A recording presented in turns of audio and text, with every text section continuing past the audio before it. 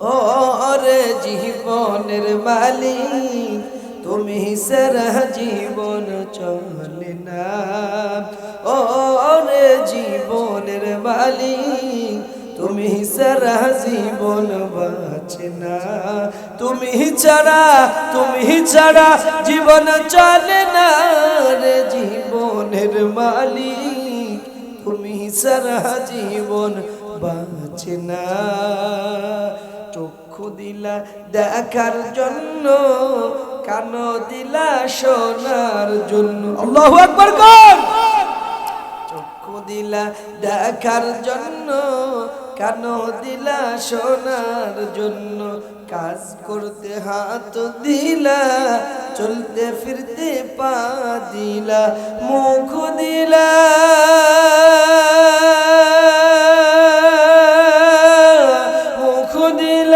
খাইতে খানার জীবনের মালিক তুমি সারা জীবন চলে না। ও রে জীবনের মালিক তুমি সারা জীবন বাঁচে না।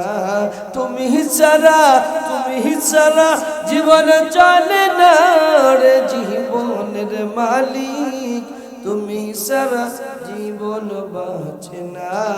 আর বিজ্ঞানের অবস্থান আল্লাহর কোরআনুল কারীম সত্য কিতাব প্রমাণিত করে কালেমা পড়ে মুসলমান হয়ে গেলেন। সুবহানাল্লাহ।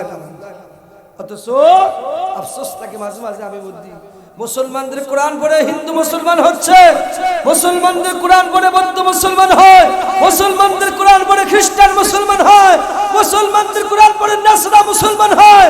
অথচ মুসলমানের সন্তানের কি হলো?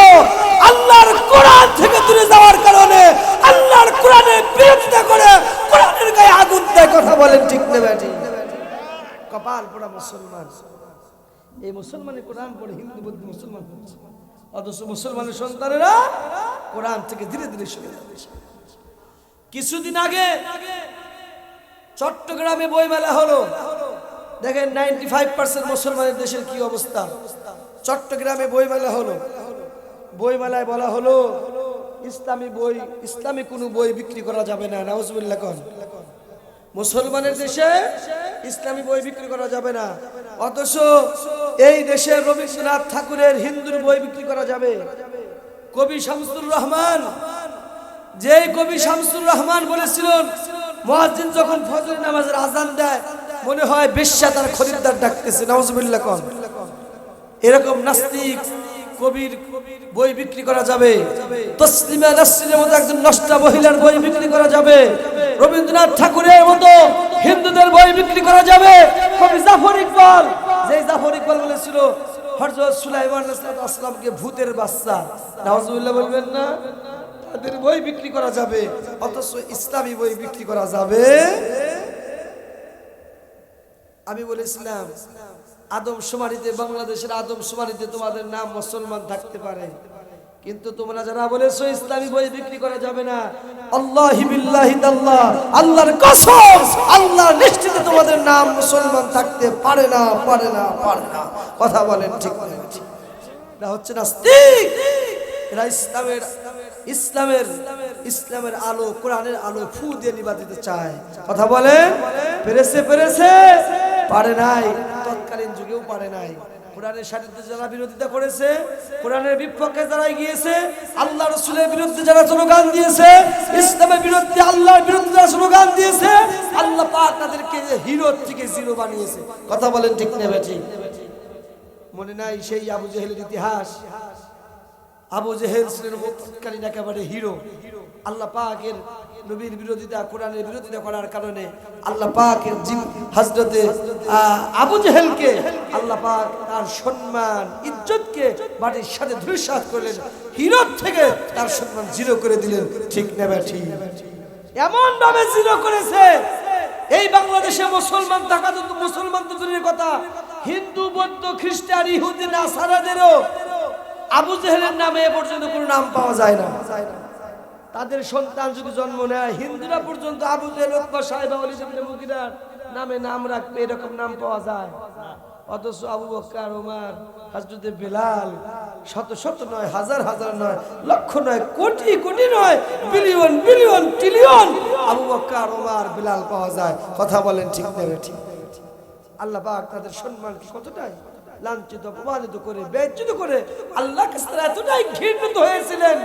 দুনিয়ার সমস্ত হাজী সাহেবরা হজ করতে যায়, হজে গিয়ে আবু বকর, ওমর, বিলালের বাড়িতে চোখের পানি ফেলায়, আর আবু জেহেলের বাড়িতে গিয়ে মানুষ পিছনের পানি ফেলায়। তার মানে পায়খানা করে। আল্লাহ পাক তাদের বাড়ি ঘর পায়খানা বানায় দিয়েছেন। নাউজুবিল্লাহ। কোন সম্মান দেওয়ার মালিক কে? আল্লাহ কোরআনের সাথে বিরোধিতা করবা, রাসূলের বিরোধিতা করবা, আল্লাহ পাক তোমাকে তোমাদের বাড়ি ঘর পায়খানা ডাস্টবিন প্রসাবখানা বানাবে। কথা বলেন ঠিক না বেঠিক? সে তো গেল আবু জেহেল, সেই জাহিরিয়াতের কথা, 1300-1500 বছর আগের কথা। বর্তমানে দেখেছি কয়েক বছর আগের কথা, বাংলাদেশের একজন মন্ত্রী টাকলু মুরাদ, জানেন না? টাকলু মুরাদ একেবারে শক্তি নিয়ে বলেছে আমি বাংলাদেশে ইসলাম রাখবো না। মন্ত্রী পদ পাইয়া না জানে কি হচ্ছে, বাংলাদেশে আমি ইসলাম রাখবো না, সংবিধানে আল্লাহর নাম রাখবে না। আল্লাহ কয় টাকলু ফাতার আব্বাস, অপেক্ষা কর, ফাতার আব্বাস অপেক্ষা করো টাকলু, আমি আল্লাহর জমিনে তুমি আমার ইসলাম রাখবে না। টাকলু এই জমিনে আমি তোমাকে রাখবো না, এই বাংলার জমিনে তোমাকে রাখবো না। আল্লাহ পাক কি করলেন? আল্লাহ পাক কান ধরে মন্ত্রী পদ থেকে নামাইয়া সম্মান মাটির সাথে ধুলিসাৎ করে দিলেন। ঠিক না বেঠিক? জামালপুর তার আওয়ামী লীগের সদস্য পদ থেকে বহিষ্কার হলেন, বঞ্চিত হলেন। এরপরে ছোট্ট একটা ক্লিপ ফাঁস করে, ছোট্ট একটা অডিও রেকর্ড ফাঁস করে তার ছেলে, মেয়ে, আত্মীয় স্বজন, স্ত্রী, পুত্র, দেশবাসীর কাছে এতটাই ঘৃণিত করলেন। টাকলু এই বাংলাদেশে থাকতে পারলো না, চলে গেলেন কানাডায়। টাকলুকে কানাডায় থাকতে দেওয়া হলো। সে তো গেল টাকলুর কথা, 5 আগস্টের কথা মনে নাই? মনে নাই? মনে নাই? কোন গ্রামে আসছি? হ্যাঁ, এটা কি হইল নাকি? ওই পন্থী নাকি? সাবধান হয়ে যান। এর প্রধানমন্ত্রী থাকতে পারে না বাংলাদেশে। 16টা বছর জ্বালিয়েছো, ইসলামের বিরোধিতা করেছো, কোরআনের বিরোধিতা করেছো, উলামায়ে কিরামকে জেল দিয়েছো, ফাঁসি দিয়েছো, তাফসীর মাহফিলকে বন্ধ করেছো। আল্লাহ পাক সহ্য করতে পারে নাই। কেমন করেছে? এই বাংলাদেশে তোমাদের থাকার অধিকার নাই। কথা বলেন ঠিক না?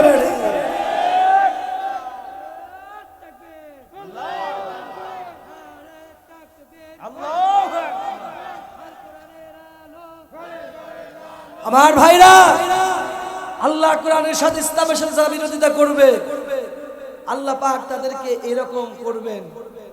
আমাদের প্রাইম মিনিস্টার শেখ হাসিনা সারা জীবন 16টা বছর দাদা বাবুদের সংবিধান দিয়ে, তাদের পাশে দাদা বাবুদের সংবিধান, তাদের তৈরি করা, হিন্দুদের তৈরি করা তন্ত্র মন্ত্র দিয়ে বাংলাদেশ চালাতে চেয়েছে। কথা বলেন ঠিক না ঠিক? অথচ বাংলাদেশ চলবে আল্লাহর কোরআনের আইন দিয়ে। কথা বলেন, কোরআনের সংবিধান দিয়া। সারা জীবন যেটা লালন করেছে, যেটা ভীষণ আর মিশন নিয়েছিলেন, আল্লাহ পাক দেখেন, আল্লাহ পাক মনের অবস্থা জানেন। তুমি সারা জীবন দাদা বাবুদের পক্ষে স্লোগান দিয়েছো, আল্লাহ পাক তোমাকে দাদা বাবুদের দেশেই রাখছেন। মুসলমানের বিটি হয়ে মুসলমানের দেশে থাকতে পারে নাই। মুসলমান হলে কি হবে? তার স্বপ্ন ছিল লালিত লালন, এই বুকের ভিতরে অন্তরের ভিতরে লালন পালন করেছে হলো দাদা বাবুদের তন্ত্র মন্ত্র। কথা বলেন ঠিক না বেঠিক? আল্লাহর কি অমাকারুল্লাহ, তোমরা যতই মক্কর করো, প্ল্যান পরিকল্পনা করো না কেন, আল্লাহু খায়রুল মাকিরিন। আল্লাহর প্ল্যান, আল্লাহর পরিকল্পনা হলো অতি উত্তম। আল্লাহর পরিকল্পনার কাছে তোমাদের পরিকল্পনা একেবারে ব্যর্থ, জিরো। কোরআনের সাথে বিরোধিতা যারাই করবে, এখনো যারা করবে, আল্লাহ পাক তাদেরকে লাঞ্ছনা, অপমাননা দিয়া, আযাব দিয়া, গজব দিয়া এই পৃথিবীকে ধূলিসাৎ করবেন। কথা বলেন ঠিক না? বন্ধু মুসলমান ভাইরা, পক্ষান্তরে এই কোরআনকে যারা সম্মান করবে, কোরআনকে যারা ইজ্জত করবে, কোরআনের মাহফিলকে যারা ইজ্জত করবে, ভালোবাসবে, উলামায়ে কিরামকে যারা ভালোবাসবে, ইসলামকে যারা ভালোবাসবে, ইসলামী আন্দোলনকে যারা ভালোবাসবে, আল্লাহ পাক তাদেরকে কি মর্যাদা দিবেন? ওই যে হযরতে ওমরের কথা একটু মনে পড়ে গেল, বলে যাই, একেবারে এক লাইনে বলে দিব, শুধু আপনাদের টাচ দিয়ে স্মরণ করে দিব। হযরতে ওমর এই পৃথিবীর সর্বনিকৃষ্ট মানুষ ছিলেন। বলতে পারেন হুজুর সর্বনিকৃষ্ট মানুষ হলেন কেমনে? দারুন নাদওয়া বৈঠক হলো, আবু জেহেল হলেন প্রধানমন্ত্রী, বৈঠক বর্তমান আমাদের যে সংসদ ভবন পার্লামেন্ট, এইরকম দারুন নাদওয়া নামে একটা সংসদ ছিল, পার্লামেন্ট ছিল আবু জেহেলের। এমপি মন্ত্রী সবাই ওই পার্লামেন্টের সিদ্ধান্ত ডিসাইড করলেন, আব্দুল্লাহ বিন মুহাম্মদ, এই মুহাম্মদকে আর পৃথিবীতে রাখা যাবে না, মুহাম্মদকে কতল করতে হবে। নাউজুবিল্লাহ। আমার নবীজির বাবা ছিল না, নবীজির মা ছিল। আমার নবীজি আল্লাহ পাকের পক্ষ থেকে নাজিলকৃত কোরআন দিয়ে ইসলাম প্রচার করেছিলেন, কোরআন দিয়ে তিনি দিন প্রতিষ্ঠার আন্দোলন করেছিলেন। শুধুমাত্র এতটুকু অপরাধে আবু জেহেল, উতবা, শাইবা, ওয়ালিদ ইবনে মুগীরা সবাই মিলে সিদ্ধান্ত নিলেন, আব্দুল্লাহ বেটা মুহাম্মদকে রাখা যাবে না, কতল করতে হবে। কে আছো? মুহাম্মাদের কল্যাণ নিয়ে আসবে, তোমাদেরকে এই এই পুরস্কার দেব। কি আছো? পুরস্কারের ঘোষণা যখন হয়ে গেল, ওই সময় কেউ উঠে দাঁড়াতে সাহস পেলেন না। কেউ উঠে দাঁড়াতে সাহস পেলে মুহাম্মাদের কল্যাণ কাটবে। হঠাৎ করে এক প্রান্ত থেকে খোলা তরবারি নিয়ে দাঁড়িয়ে গেছে, লাব্বাইক ইয়া লিডার, আমি হাজির আছি, আমি মুহাম্মাদের কল্লা কেটে আনবো। তিনি হচ্ছেন আর কেউ না, তিনি হচ্ছেন হযরতে ওমর। হযরতে ওমর তখন এত এত ছিলেন না, পপুলার ছিলেন না, এত সম্মান ছিল না তার। তিনি ছিলেন একেবারে সাধারণ একজন কর্মী, একেবারে জিরো। ওই সময় ওমরের সময় হিরো ছিলেন কে? আবু জেহেল। আর ওমর ছিলেন জিরো। এত নিকৃষ্ট ওমর ছিলেন যে আল্লাহর পরেই যার স্থান, আল্লাহর পরেই যার স্থান আমাদের নবী মুহাম্মদুর রাসূলুল্লাহ, তার কল্লা কাটবে। তার মানে মুহাম্মদের চাইতে খারাপ মানুষ, নিকৃষ্ট মানুষ আর পৃথিবীতে হতে পারে নাই, যিনি নবীজির কল্লা কাটবেন। কথা বলেন। এই নিকৃষ্ট ওমর, এত খারাপ মানুষ যদি মুহাম্মদের কল্লা কাটার জন্য রেডি হয়ে গেছে, এই ওমর দেখেন আল্লাহ পাক কি মর্যাদাটা দিলেন ওমরকে। এই ওমর যখন নবীকে মারা বাদ দিয়া নবীর কোরআন, আল্লাহর কোরআন যখন আল্লাহর কোরআনের কাছে যখন সারেন্ডার করলেন, সারেন্ডার হলেন, কোরআন বুঝলেন, কোরআন ধরলেন, কোরআন পড়লেন, কোরআন মানলেন। আল্লাহ পাক কোরআন মানার কারণে, কোরআন দিয়ে জিন্দগি করার কারণে, কোরআনের সাথে সম্পর্ক করার কারণে, কোরআনকে ভালোবাসার কারণে আল্লাহ পাক কত মর্যাদা দিলেন। বিশ্ব নবী নিজে বলেছেন, আনা খাতামুন নাবিয়্যিন লা নাবিয়্যা বা'দি লাউ কানা নাবিয়্যুন বা'দি লাকানা উমর। নবীজি আমার বলেছেন, আমার সাহাবীরা রে, তোমরা শুনে নাও, শুনে নাও, আমি হলাম এই পৃথিবীর শেষ নবী। কিয়ামত পর্যন্ত আমি নবীর পরে আল্লাহ পাক আর কোন নবী পাঠাবেন না, আমি শেষ নবী। শুনে নাও আমার সাহাবীরা, পৃথিবীর মানুষেরা শুনে নাও, আমি নবীর পরে যদি আল্লাহ পাক কাউকে নবী বানাতেন, আল্লাহ পাক হযরত ওমরকে নবী বানাতেন। সুবহানাল্লাহ। শুধুমাত্র কেবলমাত্র আল্লাহর কোরআনের কারণে। কোরআনের সাথে কি সম্পর্কটাই করেছিলেন, কোরআন কেমন ভাবে বুঝতেছিলেন, কোরআনকে কেমন সম্মানিত করেছিলেন, কোরআন দিয়ে কেমন জিন্দি করেছিলেন যে আল্লাহ পাক নবী হওয়ার মতো যতগুলো যোগ্যতা দরকার আল্লাহ পাক সব যোগ্যতা ওমরকে দিয়েছিলেন। সুবহানাল্লাহ। কোন এই কোরআন হযরত ওমরকে কোথায় নিয়ে আসা? ওমর ছিলেন প্রেসিডেন্ট, ওমর ছিলেন প্রেসিডেন্ট, শুধু প্রেসিডেন্ট না, অর্ধ পৃথিবীর বাদশা। আল্লাহু আকবার। কোন এই শুধুমাত্র কেবলমাত্র আল্লাহর কোরআনের কারণে। সুবহানাল্লাহ। কোরআনের সাথে সম্পর্ক থাকলে সম্মান আছে না নাই? শুধু ওমরকে আল্লাহ পাক এখনো যারা কোরআনের সাথে সম্পর্ক রাখবে, আল্লাহ পাক তাদেরকেও সম্মানিত করবেন। কথা বলেন ঠিক না ভাই? ইতিহাস খুঁজলে পাওয়া যায়। দেখেন গো, আল্লাহ তাআলা অসংখ্য ফেরেশতা নাজিল করেছেন এই পৃথিবীতে। আমি শুধু একটু টাচ দিয়ে যাচ্ছি, বিস্তারিত বলার আমার সময় নেই, কারণ আমি 11:30টায় উঠেছি, মঞ্চে বেশি রাত করা যাবে না। আমার ভাইরা, এই পৃথিবীতে যতগুলো ফেরেশতা আল্লাহ পাক নাজিল করেছিলেন, সর্বশ্রেষ্ঠ ফেরেশতার নাম কি? জিবরাইল। বলেন জিবরাইল আমিন আলাইহিস সালাতু ওয়াস সালাম। কোটি কোটি ফেরেশতার মধ্যে আল্লাহ পাক জিবরাইলকে সম্মানিত করেছেন। শুধু সম্মানিত না, সাইয়্যিদুল মালায়েকা, মুআল্লিমুল মালায়েকা, ফেরেশতাদের সরদার, ফেরেশতাদের শিক্ষক বানিয়ে দিয়েছিলেন জিবরাইলকে। ইতিহাস করে দেখলাম কেন গো আল্লাহ পাক হযরত জিবরাইলকে এত সম্মানিত করলেন। আমি ইতিহাস খুলে দেখলাম, খুঁজে খুঁজে দেখা গেল আল্লাহ পাক যে কোরআনুল কারীম নাজিল করেছেন, এটা আল্লাহর কথা নবীর উপর নাজিল করেছেন। আল কোরআন হুয়া মুনাজ্জাল আলা রাসূলিল্লাহি সাল্লাল্লাহু আলাইহি ওয়াসাল্লাম বিওয়াসিতাতি জিবরাইল। এর মানে হচ্ছে আল্লাহ পাক এই কোরআন বিশ্ব নবীর উপরে নাজিল করেছেন, এর মাধ্যম হচ্ছে জিবরাইল। জিবরাইলের মাধ্যমে নবীর কাছে আল্লাহ পাক কোরআন পাঠিয়েছেন। শুধুমাত্র মাধ্যম ব্যবহার করার কারণে জিবরাইলকে আল্লাহ পাক পৃথিবীর ভিতরে যতগুলো ফেরেশতা নাজিল করেছেন, সমস্ত ফেরেশতার চাইতে সর্বশ্রেষ্ঠ ফেরেশতায় ভূষিত করেছেন। জোরে জোরে বলেন সুবহানাল্লাহ। জিবরাইলকে সম্মানিত করলেন কে? আল্লাহর কোরআন। কোরআনের সাথে সম্পর্ক থাকার কারণে জিবরাইলকে আল্লাহ পাক সম্মানিত করলেন। এই পৃথিবীর সর্বশ্রেষ্ঠ নবীর নাম কি? কোন এলাকায় আসছি কিছু জানে না। পৃথিবীর ভিতরে সর্বশ্রেষ্ঠ নবীর নাম মুহাম্মাদুর। আমাদের নবী, প্রিয় নবী, বিশ্ব নবী, শুধু নবী না, সর্বশ্রেষ্ঠ নবী, সর্বশ্রেষ্ঠ রাসূল। যে রাসূলকে বলা হয় সাইয়্যিদুল মুরসালিন, সমস্ত নবীদের সরদার।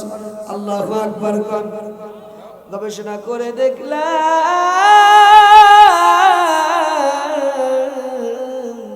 আল্লাহ পাক কেন রাসূলকে এত সম্মানিত করলেন, সর্বশ্রেষ্ঠ বানালেন, তার কারণ একটাই, আল্লাহ পাক যে কোরআন নাজিল করেছেন, এই কোরআন কোন পৃথিবীর কোন তন্ত্র মন্ত্র না। কোরআন হচ্ছে আল্লাহর কথা, সরাসরি আল্লাহর কথা। এই আল্লাহর কথা যার উপরে নাজিল করেছে, শ্রেষ্ঠ কথা, শ্রেষ্ঠ কিতাব, এরা তেমন নবী হবে না, সর্বশ্রেষ্ঠ নবী হবে। এই জন্য আল্লাহ পাক কোরআন নাজিল হওয়ার কারণে বিশ্ব নবীকে সর্বশ্রেষ্ঠ নবী হিসাবে ভূষিত করেছেন। জোরে জোরে বলেন সুবহানাল্লাহ।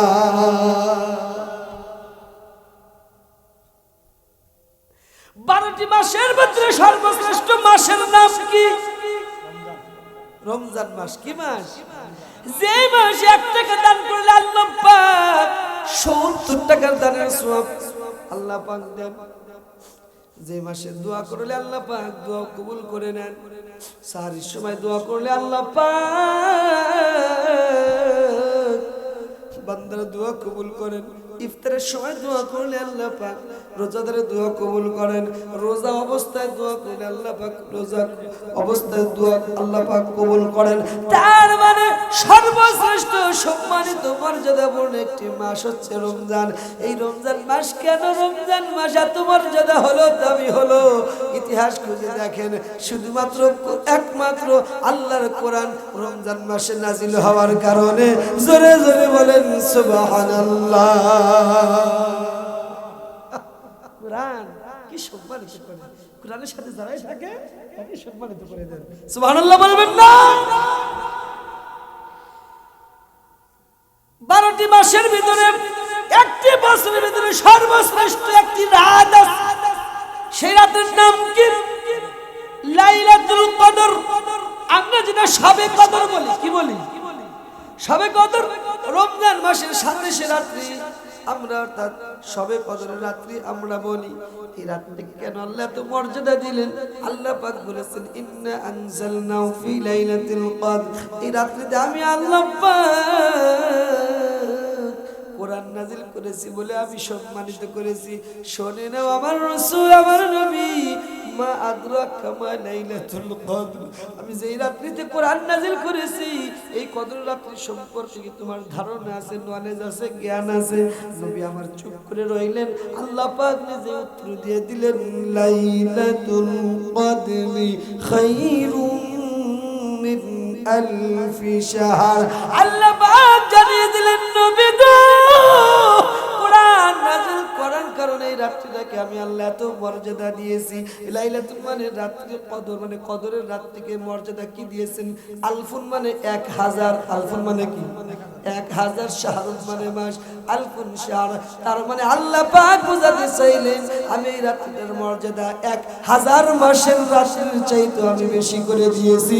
জোরে জোরে বলেন সুবহানাল্লাহ।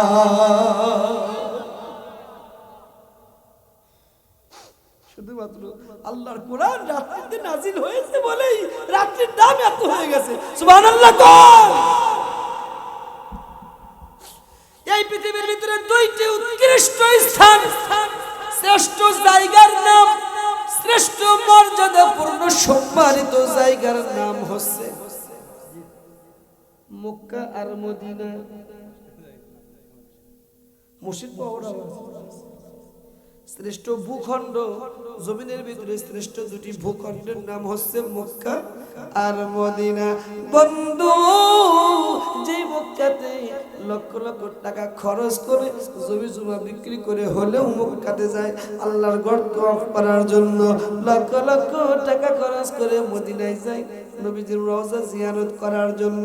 গবেষণা করে দেখলাম কেন গো আল্লাহ তাআলা মক্কাকে এত সম্মানিত করলেন, কেন গো আল্লাহ পাক মদিনাকে এত সম্মানিত করলেন? একটাই মাত্র কারণ, মক্কাতে আল্লাহ তাআলা কোরআনুল কারীমের কিছু অংশ নাজিল করেছেন, মদিনাতে আল্লাহ পাক কোরআনুল কারীমের কিছু অংশ নাজিল করেছেন। শুধুমাত্র কেবলমাত্র একমাত্র আল্লাহর কোরআন নাজিল হওয়ার কারণে মক্কাকে আল্লাহ তাআলা এতটা সম্মানিত করলেন। মক্কাকে শুধু মক্কা বলা হয় না, মক্কাতুল মুকাররমা বলা হয়, সম্মানিত মক্কা বলা হয়। মদিনাকে শুধু মদিনা বলা হয় না, মদিনাতুল মুনাওয়ারা বলা হয়, আলোকদীপ্ত আলোকিত মদিনা বলা হয়। শুধুমাত্র কেবলমাত্র একমাত্র আল্লাহর কোরআন নাজিল হওয়ার কারণে। সুবহানাল্লাহ। তাহলে কোরআনের সাথে সম্পর্ক ছিল জিবরাইল, নাম বেড়ে গেছে। কোরআনের সাথে সম্পর্ক আমার নবী বিশ্ব নবী, নবীজির নাম বেড়ে গেছে। কোরআনের সাথে সম্পর্ক রমজান মাস, রমজানের মাসের নাম বেড়ে গেছে। কোরআনের সাথে সম্পর্ক লাইলাতুল কদরের, লাইলাতুল কদরের দাম বেড়ে গেছে। রমজান মাস কোরআনের সাথে সম্পর্ক হলো মক্কার, মক্কার দাম বেড়ে গেল। কোরআনুল কারীমের সাথে সম্পর্ক মদিনার, মদিনার দাম বেড়ে গেছে। এখন আপনাদের কাছে প্রশ্ন হলো, কোরআন যেখানেই যায় সেখানেই সম্মানিত করে, তাকেই সম্মানিত করে। আমরা যারা আছি, আমরা যে আল্লাহর কোরআনকে ভালোবাসি, কোরআনের সাথে সাথে থাকি, কোরআনের আন্দোলন করি, কোরআন দিয়ে জীবন চালাই, বরং তো আমাদের সম্মান কমবে না বাড়বে? বাড়ে নাই, বাড়ে নাই? এই 16টা বছর এমনও দেখেছি যারা কোরআনের বিরোধিতা করেছে, এমন দেখেছি অনেক মানুষ মারা গেছে, তাদের জানাজা পর্যন্ত বাংলাদেশে হয় না। কথা বলেন, কথা বলেন। যদিও হয়েছে 3 তাকবীরে জানাজা হয়েছে, আবার যদি হয়েছে ওযু ছাড়া জানাজা হয়েছে। কথা বলেন। আবার এই বাংলাদেশে এমনও মানুষ মারা গেছে, তাদের জানাজায় লক্ষ জনতার ঢল পড়ে গেছে। আল্লাহ পাক কতটা সম্মানিত করেছেন। আল্লাহ মামুনুল হক, মুফতি আমির হামজা কতটি বছর জেলখানায় রাখলাম, মিথ্যা তহমত দিয়া। সম্মান আল্লাহ কমাইছে না বাড়াইছে? এমন বাড়াইছে, মানুষ এখন প্রেসিডেন্ট হবে, এখন এমপি হবে, মন্ত্রী হবে। সুবহানাল্লাহ। কোন মানুষের কাছে ঘৃণার পাত্র বানিয়েছে আমির হামজাকে, মামুনুল হককে। আরে আমির হামজা আর মামুনুল হক এখন মাহফিল করলেই লক্ষ লক্ষ জনতার ঢল নামে। কথা বলেন ঠিক না ঠিক?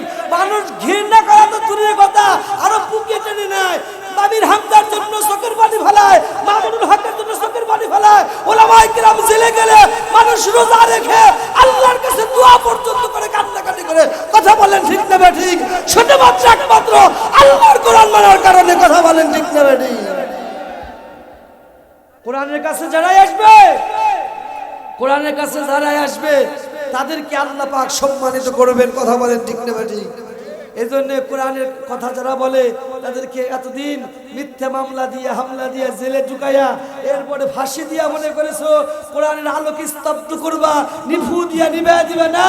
আল্লাহ বলছেন আল্লাহু মুতিম্মু নূরিহি ওয়ালাউ কারিহাল মুশরিকুন ওয়ালাউ কারিহাল কাফিরুন।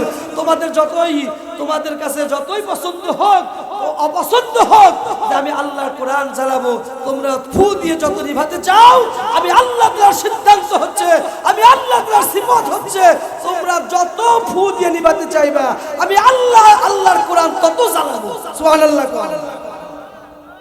কোরআনের সাথে যারা বিপক্ষে, নমরুদ ইসলামের বিরোধিতা করেছিলেন, নমরুদকে ন্যাংরা মশা দিয়ে আল্লাহ তাআলা বিদায় করেছে, কথা বলেন।